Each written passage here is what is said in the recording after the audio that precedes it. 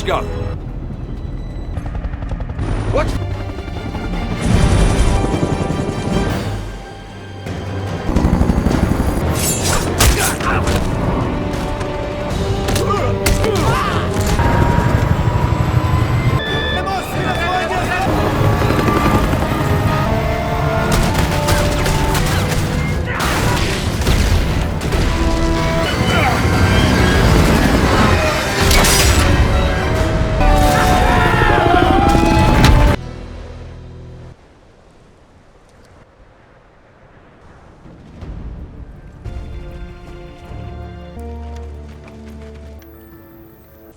This is way to something. No.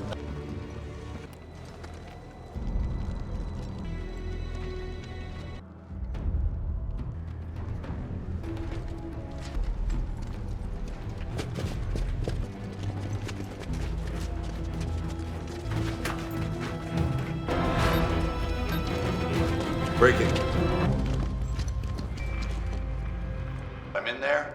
This has been wired with C4. Just turn this all place into a doing. Just running some code. Should be able to Do this, Thorne. I can do it. Take your time. Come on, man. Come on. Give me a second.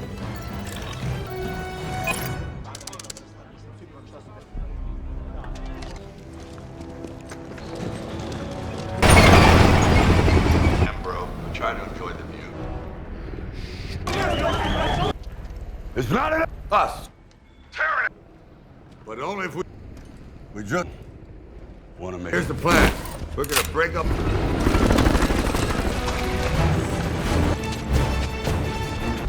So you still with me? Post up. One there, one there. There's too much!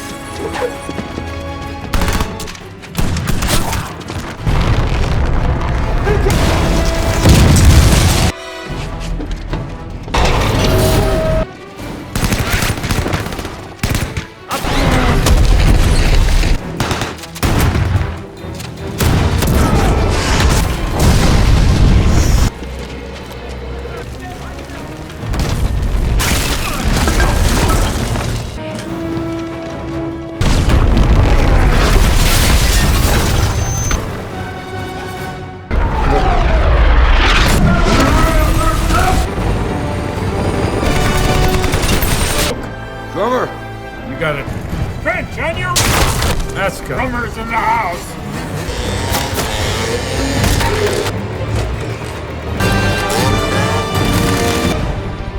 Time to pick up... Not good.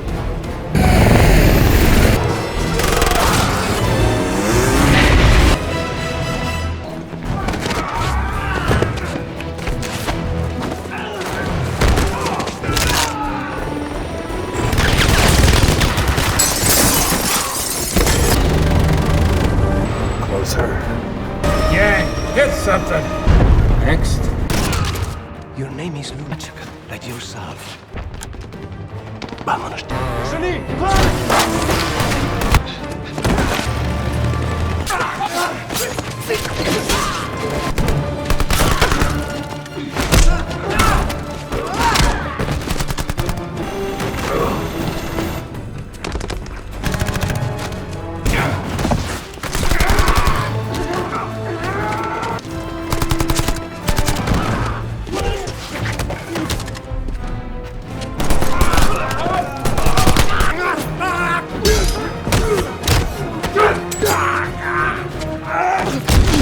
Finish here.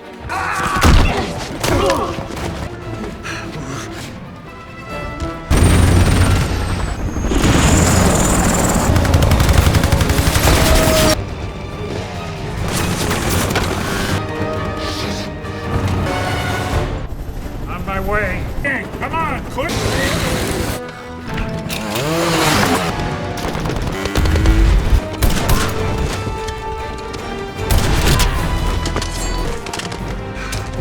Watch closely. And again. Once.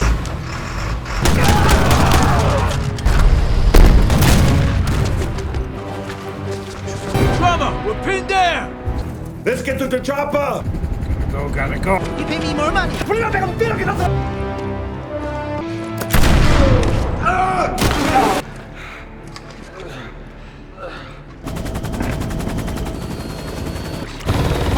Think about going for that piece of garbage. That's it.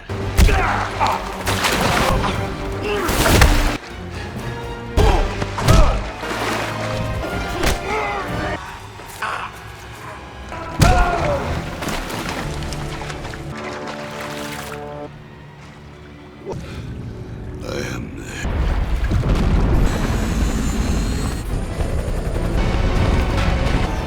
Draw me, Barney.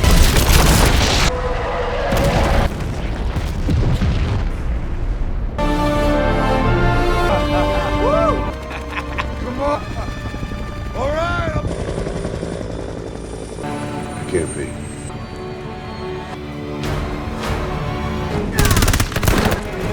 Come on, get in, get in, get in, get in!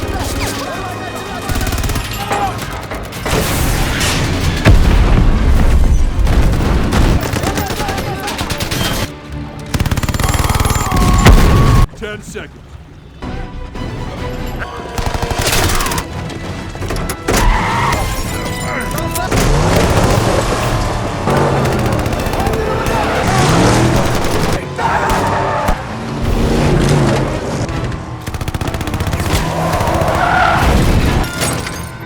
You're not gonna fit! Always next. Getting car sick.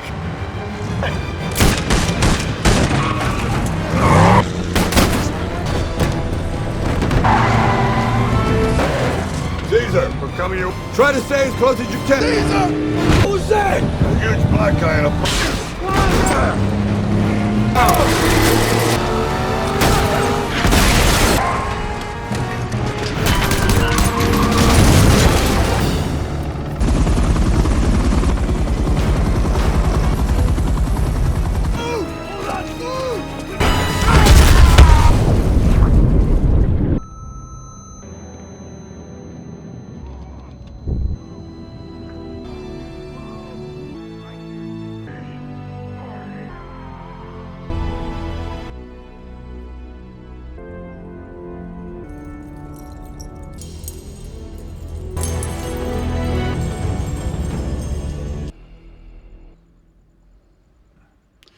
Up for you.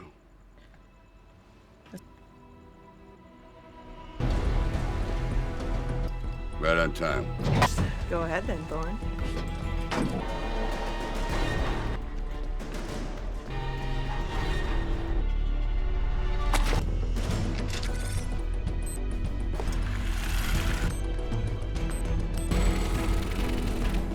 Let's do this. Thought you never.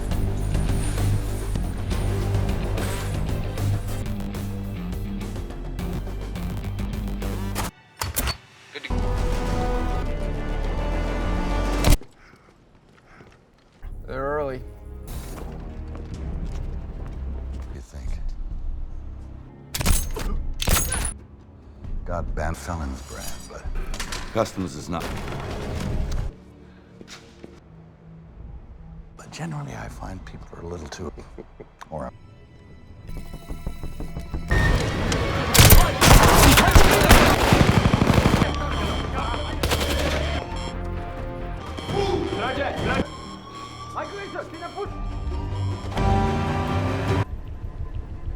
You secured. Put a bullet in his head and be done with it.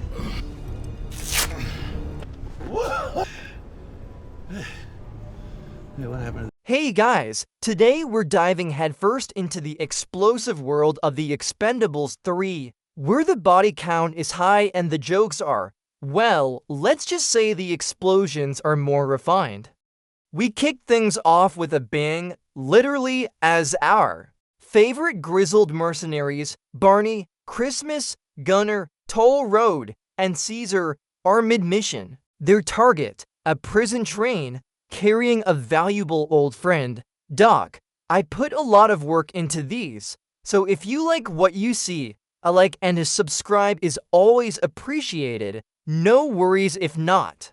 This isn't just any train. It's practically a moving fortress, but our guys treat it like a toy. We hear the screech of metal as they grapple on, defying all common sense and basic physics. Inside, the action is tight and brutal. The crack of Christmas's knife skills is on full display, while Gunner's hulking frame sends bad guys flying like ragdolls. The thud of punches and the clatter of dropped weapons fill the confined space. Eventually, Barney and Doc reconnect, and it's like no time has passed, except for the slight inconvenience of Doc being held captive and, being slightly older. Doc, played by Wesley Snipes, is a whirlwind of sass and blades, immediately reminding us why he was missed. He's got that "I've been in a cage, but can still kick your butt" energy, which is just classic EXPENDABLES. With Doc on board, the team makes a truly grand exit, blowing up the entire train. Because why leave a mess when you can make a bigger, more fiery one? The roar of the helicopter blades mixes with the concussive boom of the train's demise, sending a clear message: the Expendables are back. And they still prefer pyrotechnics over subtlety. It's a glorious sequence of destruction, setting the tone perfectly. The helicopter's escape feels just a tad too smooth for what just happened, but hey, that's movie magic for you. Our heroes narrowly avoid the shrapnel, barely even flinching, probably just checking their dental plans. Next up, the team is tasked with intercepting an arms shipment in Somalia. It's a classic Expendables scenario: lots of guns, lots of bad guys, and a distinct lack of safety protocols. The sandy crunch under their boots is the only sound before the chaos erupts. Barney, perched high above, gets a clear shot at the target, but as he scopes in, he sees a ghost from his past, Conrad Stonebanks. The click of the scope adjusting is suddenly much more significant. Stonebanks, played by Mel Gibson, is not just some run-of-the-mill arms dealer. He's a co-founder of the Expendables, someone Barney thought he'd personally eliminated years ago. Plot twist: turns out Barney's aim wasn't quite as expendable as he thought back then. Stonebanks, being the charming villain he is, has a little surprise for our heroes: a drone strike and a whole lot of his own men. The whirring growl of the drone precedes its deadly attack. This isn't just a skirmish, it's a full-blown massacre attempt. Amidst the explosions and automatic gunfire, Caesar, our resident heavy weapons specialist, takes a direct hit. The sickening impact and his pained cry echo in the chaos. He's badly wounded, airlifted out by Stonebanks' crew, which feels particularly cruel. This moment is a stark reminder that even the Expendables aren't invincible, though sometimes they definitely act like it. The thump-thump-thump of the retreating chopper blades leaves a hollow silence, filled only by the team's despair. Caesar's injury hits Barney hard. The gravity of the situation, the mortality of his aging team, weighs heavily on him. He realizes that keeping the old gang together might be signing their death warrants. The clink of ice in his glass is almost as loud as the thoughts rattling in his head. The stakes are too high, the enemy too personal. In a moment of genuine concern, or maybe just a touch of pragmatism, Barney makes a difficult decision. He disbands the Expendables. It's a somber scene, a quiet moment amidst all the usual chaos, showing a different side of our leader.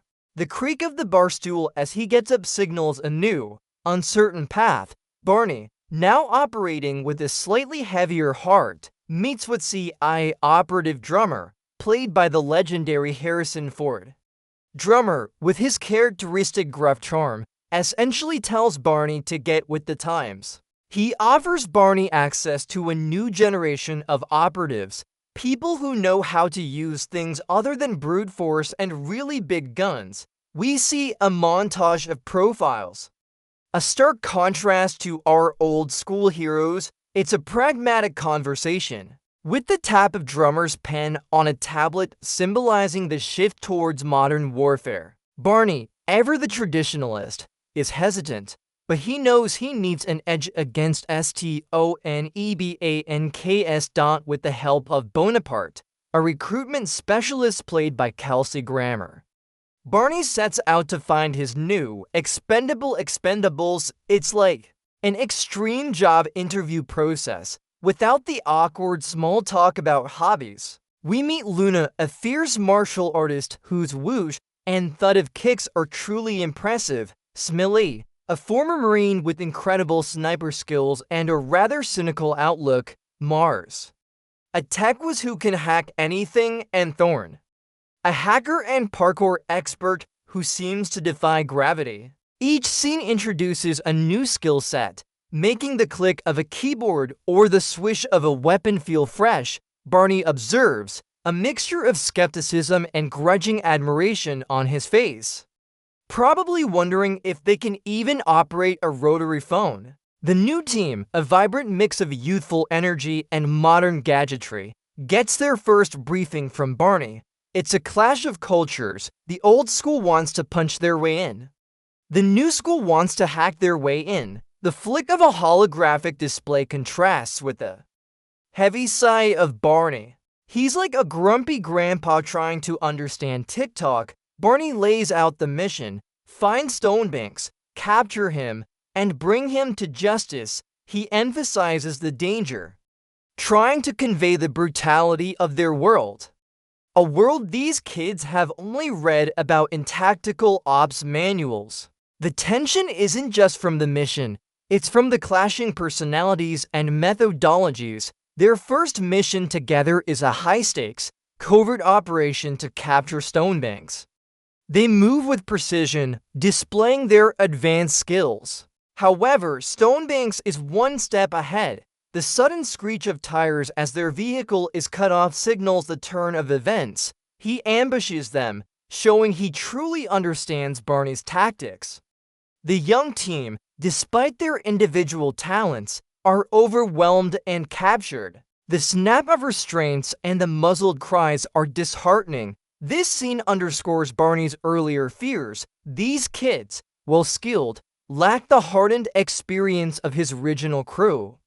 It's a brutal reality check, proving that even with all the tech in the world, you can't be experienced and a truly cunning villain. With his new, younger team captured, Barney is in a bind. He's furious with himself for putting them in harm's way. He has no choice but to call in some serious favors.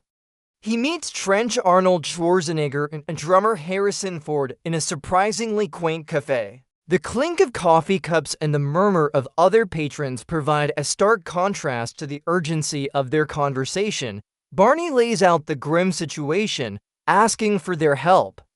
It's a moment of humility for Barney, admitting he needs the old guard. Trench, with his signature one-liners, and Drummer, with his no-nonsense pragmatism, agree to assist. The scratch of a pen as Drummer marks a map signals the alliance. Barney now sets out to reassemble his original team, but also calls upon some additional vintage muscle. We see the familiar faces of Christmas, Toll Road, Gunner, and Doc, all ready to jump back into the fray, perhaps with a few more creaks in their joints. And then there's the delightful addition of Galgo, played by Antonio Banderas, a fast-talking, eager-to-fight mercenary who brings a much-needed comedic touch. The whoosh of Yin Yang's kick as he makes a grand entrance is a welcome sight. It's a reunion of legends, a symphony of experienced killers ready to roll. The banter is sharp, the camaraderie palpable, proving that old friends and old grudges die hard. Meanwhile, Drummer and Trench aren't just giving moral support, they're mobilizing. We see a formidable display of military hardware, tanks, helicopters, and a whole lot of serious firepower being prepped. The grind of tank treads and the distant roar of jet engines signify the sheer scale of the backup. It's a full-on war effort, reminding us that these aren't just private contractors, they have serious connections. They're providing the logistical muscle.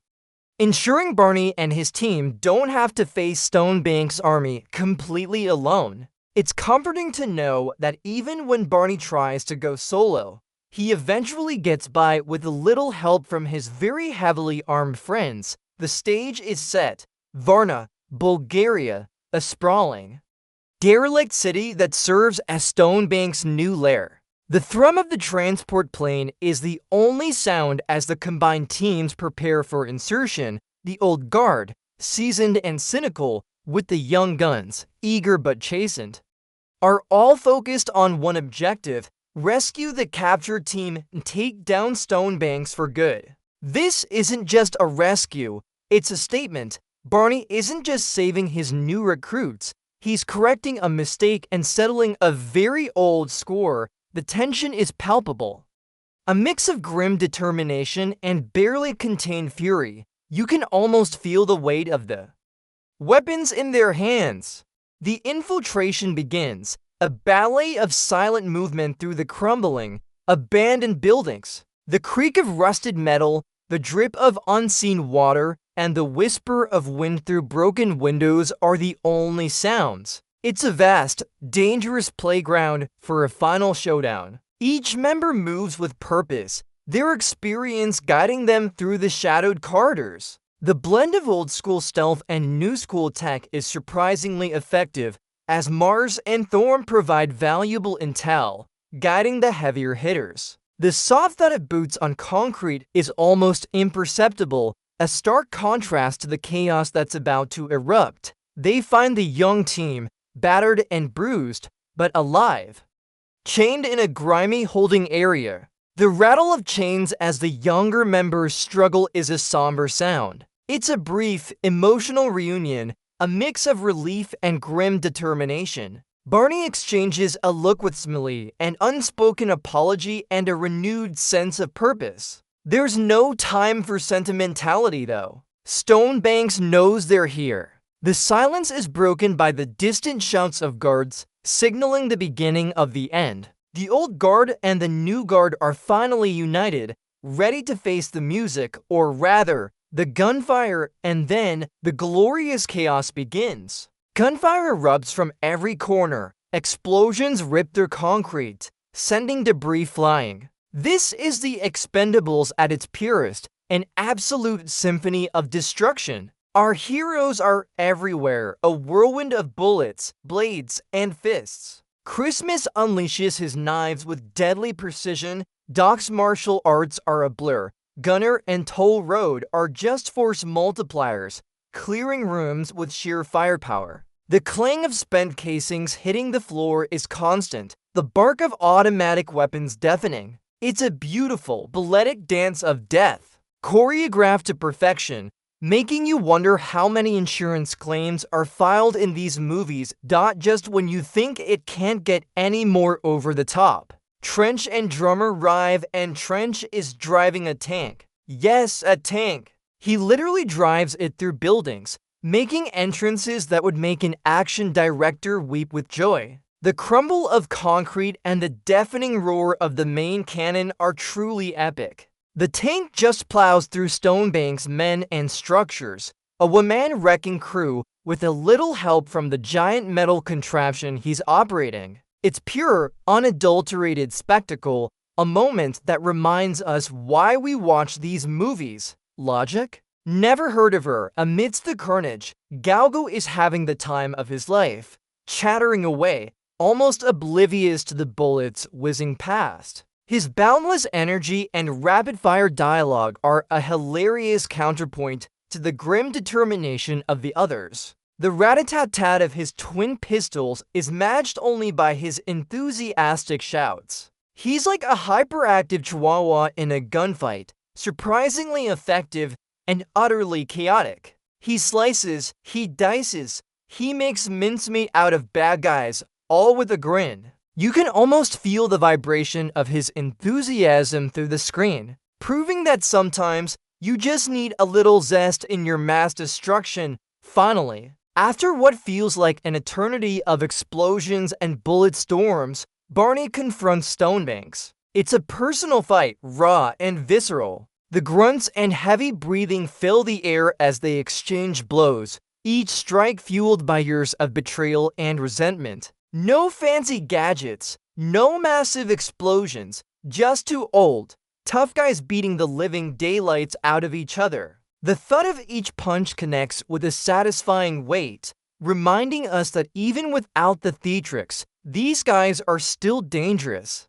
Stonebanks taunts Barney, trying to get under his skin, but Barney is focused. This is not just a fight for survival, it's a fight for his soul and for his team's legacy. Barney finally gets the upper hand, pinning Stonebanks down. The strained gasps of the defeated villain are audible. With Stonebanks at his mercy, Barney faces a choice: kill him in cold blood or let him face justice. Stonebanks, ever the provocateur, dares Barney to pull the trigger. But Barney, showing a touch of unexpected maturity, makes a calculated decision. He delivers a fatal shot, not out of malice, but out of necessity, putting an end to Stonebanks' reign of terror and the ghost that haunted him. The final, decisive bang of the gunshot reverberates, bringing a definitive end to their long, bloody history. It's a bittersweet victory, but a victory nonetheless. With Stonebanks dispatched, the fighting slowly dies down. The ringing silence after the explosions is almost unsettling. The Expendables, old and new, regroup amidst the rubble and the smoke, battered but victorious. It's a moment of shared triumph and mutual respect, as the younger generation has proven their worth and the older generation has proven they still have plenty of fight left. The heavy sighs and tired smiles of the team convey their exhaustion and relief. Even the ever-sarcastic Christmas manages a small, genuine nod of approval. The mission is complete, and the team, though slightly larger, is once again whole. The clinking of shared drinks would definitely be appropriate now. The final scene sees Barney watching his expanded team, a blend of seasoned veterans and fresh talent, celebrating together. The distant laughter and clinking of glasses suggest a newfound harmony. He's found a way to bridge the generational gap to ensure the Expendables legacy continues. Caesar, thankfully, is recovering, and the new recruits have earned their stripes in the most brutal way possible. Barney, typically stoic, allows himself a rare, contented smile. It's a moment of reflection, a quiet understanding that the team isn't just a group of mercenaries. It's a family, albeit one that specializes in high-explosive family reunions. The future, with more explosions and unlikely alliances, looks bright, and that, my friends, is the Expendables 3 in a nutshell. It's a film that perfectly encapsulates the spirit of old-school action cinema: big explosions, bigger muscles, and a healthy dose of improbable survival. It reminds us that age is just a number when you've got a minigun in your hands and a team that's got your back. The movie is a testament to resilience, the power of collaboration, and the timeless appeal of watching action heroes defy physics with a smirk. It proves that even when faced with seemingly insurmountable odds, true grit and a few well-placed explosives can always prevail. It's about finding strength and unity, learning from both the past and the present, and always moving forward, even if that means recruiting a few youngsters to keep up with the times. Keep kicking butt, everyone!